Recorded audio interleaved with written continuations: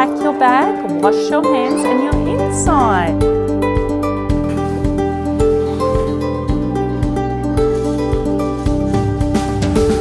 Fruit time has finished. Inside pack away has finished. What can we do after we finish building? Play with some cars. Look at Naomi. Can you guess how Naomi's feeling? Proud! So super duper proud. Now let's find. Oh, thank you. We just need the box for now, and he put the solutions box down. Hey, he got out this card. What does this one say? Please help. So you can come here and read a book. We can remind ourselves to breathe in and breathe out. We can smell a flower. Breathe out a candle. These are all ways to help us to breathe and calm down.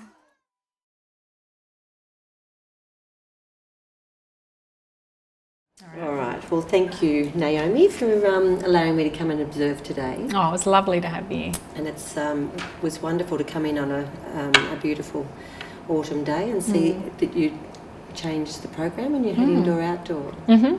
So how did you get that message across to the children this morning? So what we had done, I had actually thought strategically about what groups children were going to be in, only because there were certain skills that I wanted to be teaching a particular group of children, and then my other group, I had another set of skills that I wanted to be some further embedding in. So, some specific teaching with that group. So. Yeah, so I did let the children know some of us would be going outside, some would be going inside, but they'd all have the opportunity to be inside or outside, and then they did get to choose later on in the day where they wanted to be. And did you use any visual practices for that? Yeah, so they had a photo board where they could come and choose, and they could put on if they were going outside or if they were coming inside. So yeah, I think it was such a nice day. They all chose to go outside. Yeah. Now, last week we spoke about on the action plan, the agreed goals that we were looking at, which was identifying feelings. You wanted to reinforce that this week. Yes. Self-regulation and implementing practices around that, and teaching friendship skills. Yes. So do you want to talk a bit about the actions that you did put in place and how they worked out? Yeah, okay. So with identifying feelings, myself and my co-educator have been really working on getting the children to notice how other people are feeling, drawing their attention to that, and then suggesting ways that they can respond to that particular emotion. Also commenting on the emotion a child is showing, and asking them how that feels in their body. So I noticed that with one of the little boys, you did sort of bring him back and say, you'd look at his face. Yes, that was a great way to really emphasise how that child was feeling, because then you had to have that conversation with the three of them, with the two of them. So that was really effective. Yeah. We have also... was this week we've been working a lot on frustrated, because that seems to be a common emotion in the preschool. They're very familiar with angry and sad and happy. We worked a lot on that last term, but this term we're looking at slightly more complex emotions. So one is frustrated. That's one of the cards that we've been using. And I have found some books to support that. So within the reading of, the monkey that gets really frustrated, Betty Goes Bananas. And then linking it as well to Tuck a Turtle. So how can Betty, when she's feeling frustrated, what could she do when she can't peel the banana? So, yeah. And what about your friendship making friendship skills? How did you implement practices? What opportunities did you provide for the children outside then for friendship making? So following our discussion, I realised like myself and my educator had been modelling friendship skills and reading and talking about them, but not really giving the opportunity for children to actually use them. So we did look at the program for the week. So with outside, the children were paired up and they did an outdoor treasure hunt, and my co-educator and I modelled how we linked it back to this particular one that we're using, listening when others talk, and then we modelled what not to do and what to do. So as in, I wouldn't look at my educator and she was trying to get my attention. So, and we modelled asking a friend to say, which should we look for, the chalk or for the car, and taking turns ticking things off.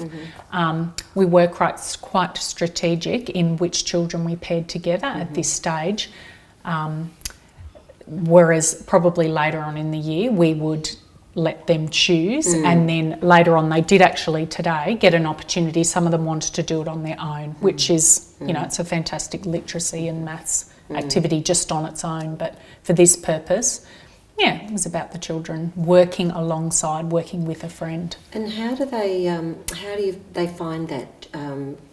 Is it fairly intensive? Do you need adult assistance for them to stop and listen and share that experience? How do you do that? So what I did do was think about what particular children I would be near at that time. So, and thinking about which children I would pair them with.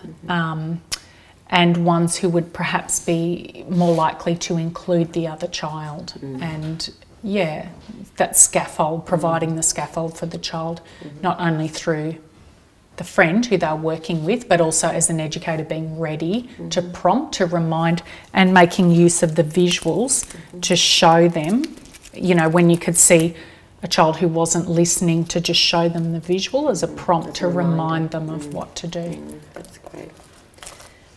I wonder how you could extend that activity to more independent choosing of peers. Yep. I also had, one child was talking about how he wanted to make one for another child, which I thought that was one? Yes, make his own treasure hunt. Yeah, because he said, I want to do another one. And I said, oh, I'm sorry, I don't have the one. I didn't have the one prepared. I've got other ones. But he said, oh, I could make one. I said, oh, yes, you could. You know, you could tape a leaf or a stick or something and then put a number on it.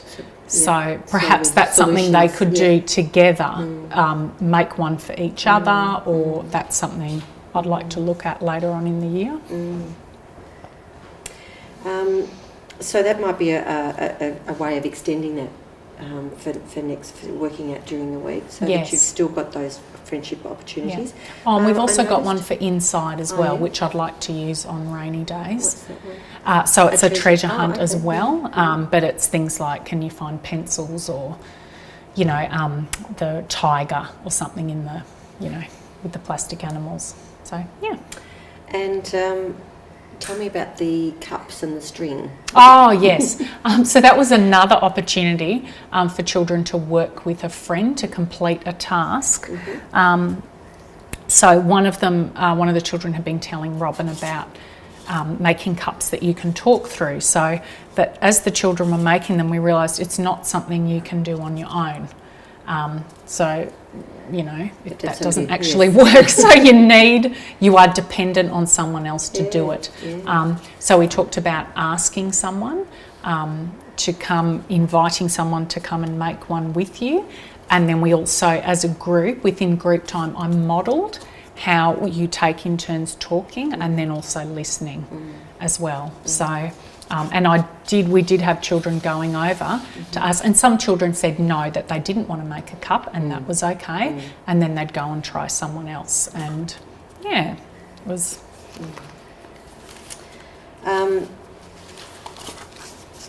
We based our skills, the action plan for the week on the ideas which we discussed last week, which was around the teapot. Graph that did sort of show that the areas that you could do some more intentional teaching was the teaching friendship skills and also the problem solving. Yeah. And so tell me about problem solving, perhaps more individualised intentional teaching. Okay. You might have had that for one of the children last week. You had a new technique, a new improvised. Oh yes, Yeah. yes. So for this particular child, we've been working on tucker turtle, and everyone has made a turtle, and they role model with the turtle tucking his arms in and saying we think stop. So every child has made one of those, but this particular child was really, really interested in Elsa. So I actually modified the tucker turtle, and we call it the Elsa technique. So with the child, when saying to her, we've gone through this, I've also met with mum, and mum has been practicing this with her at home, because emotional regulation is quite a challenge for this child.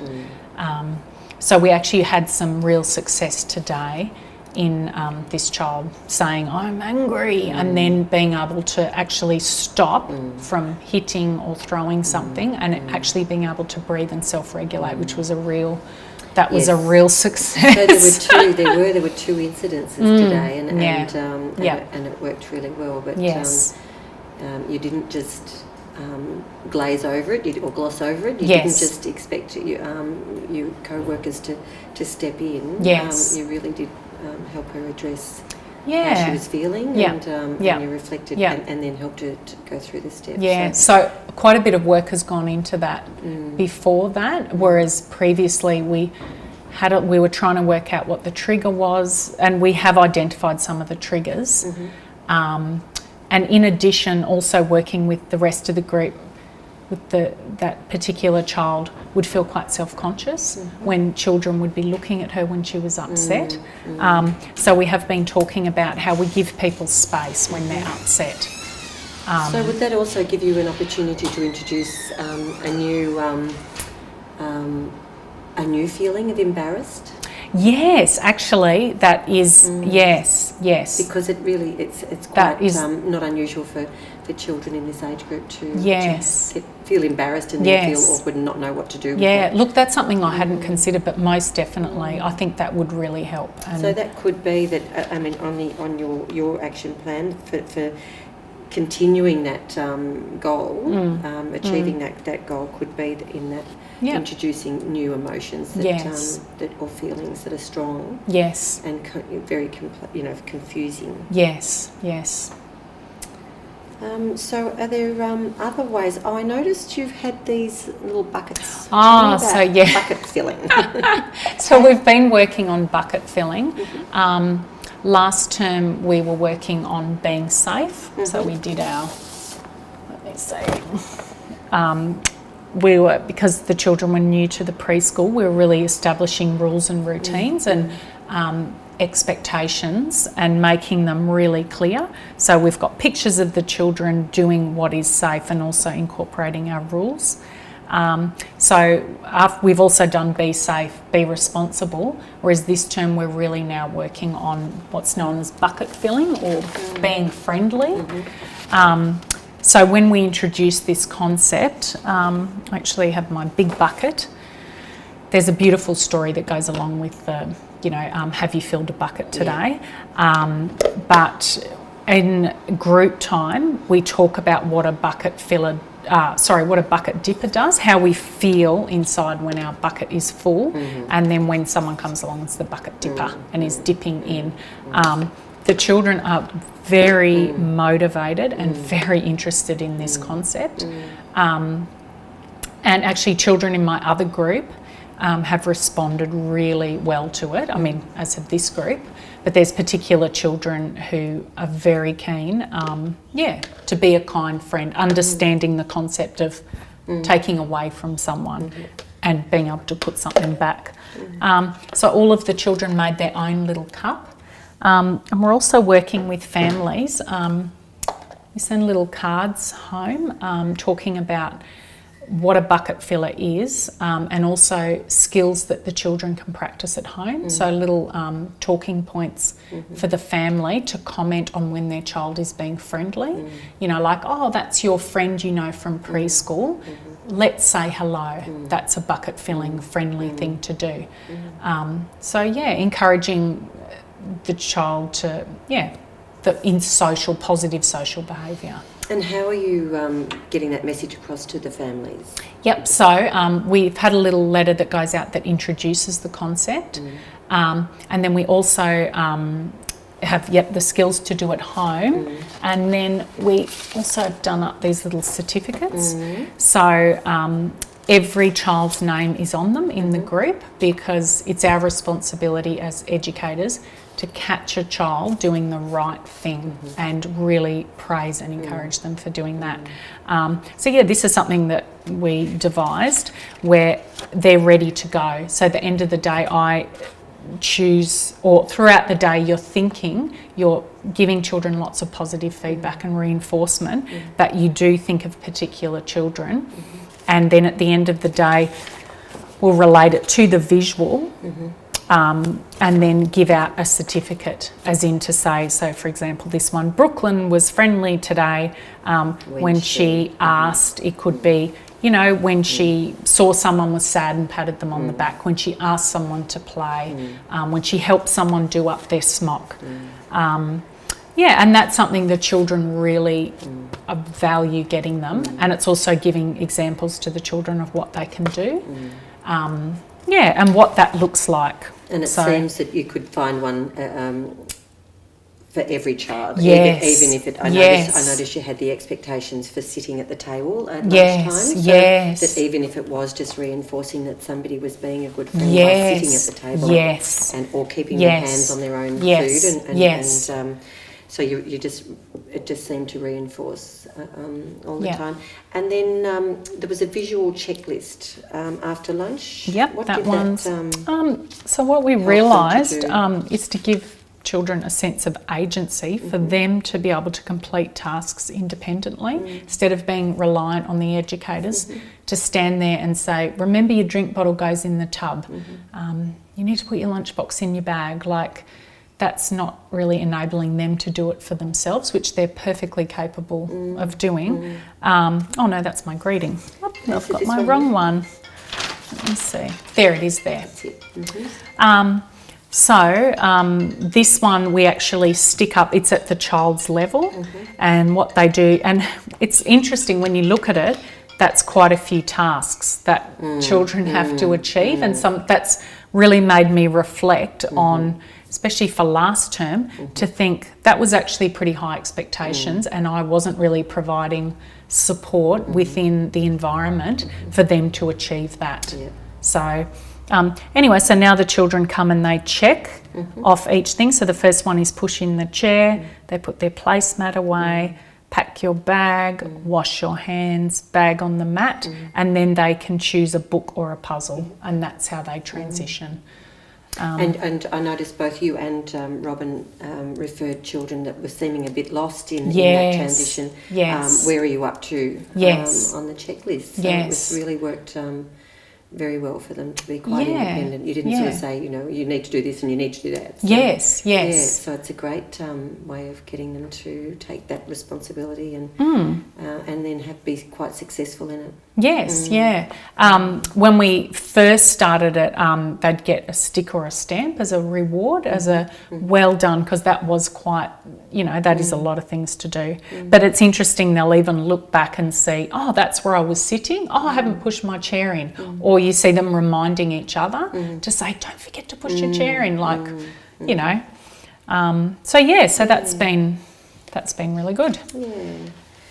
Now, just thinking about your week coming up, with those 3 goals, your expectations, are you working, how are you getting the expectations across to children or reinforcing those expectations? Yep, so as in, you mean with the Be Friendly, is that Yep, so we have been doing the Be Friendly. We are also referring back because of course we need to, with children we need to go over things. It can't just be, let's do 1 week of this and then that's it. So these are actually placed at children's level and they're referred to. Actually, this one here. oops, sorry, making a mess.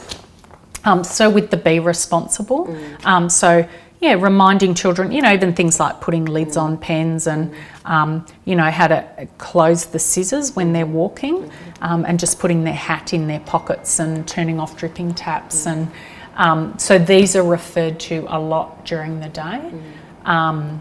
And yeah, we also, in our language that we use with the children, saying to them, commenting positive descriptors.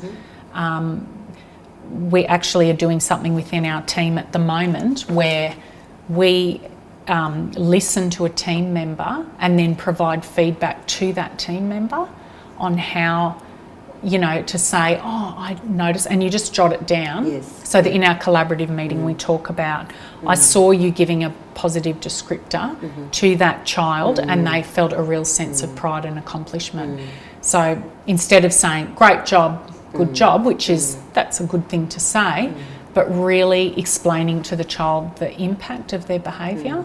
That descriptive praise. Yes. Back to that. Yes. Always describing exactly what they're doing. That, Yes. That is, you know, using the expectations as they're Yes. supposed to. I wonder too, if you thought about using these as part of your transition activities, where children could choose one and point to it and describe it to the group and then go off, and just sort of reinforcing it again in yet such a simple way. There's I also like that the idea. stop and go games. Yes. Yeah. So we actually did a stop and go outside because we were just noticing some behaviour outside, as in children riding bikes through the porch, which wasn't very safe, and putting things like the wheelies in the sand pit, which of course sand gets stuck in them. And so we actually sitting out in that group, that particular group I had outside, they were children who did struggle with remembering how to use equipment appropriately. So I'd actually taken some photos and the children are really interested in them because of course it's photos of them doing things. That's right.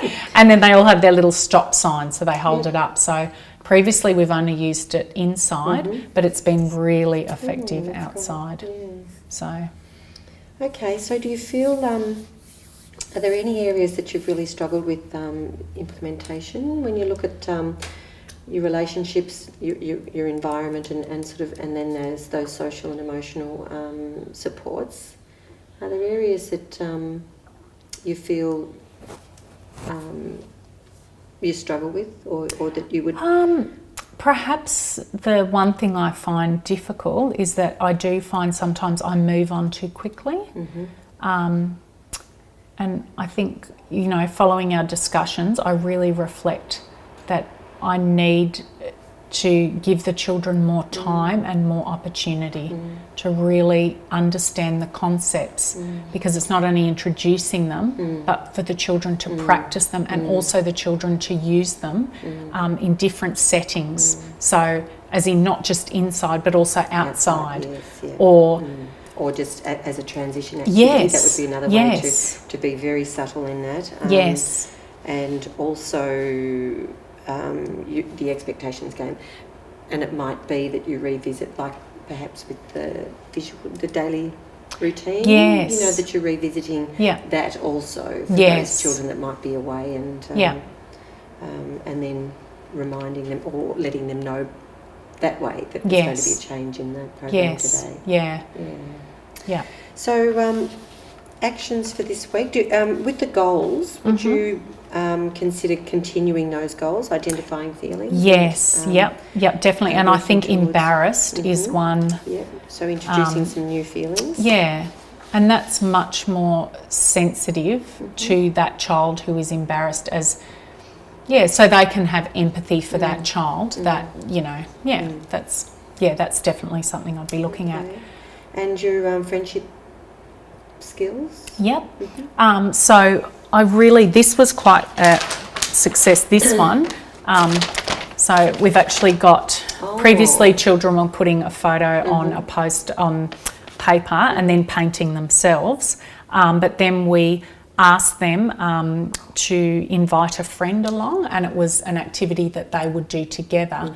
And it was quite interesting because the paint is on one side, so often they'd have to ask to pass the paint over, or they had to take their turns putting their name label up so they could write their name.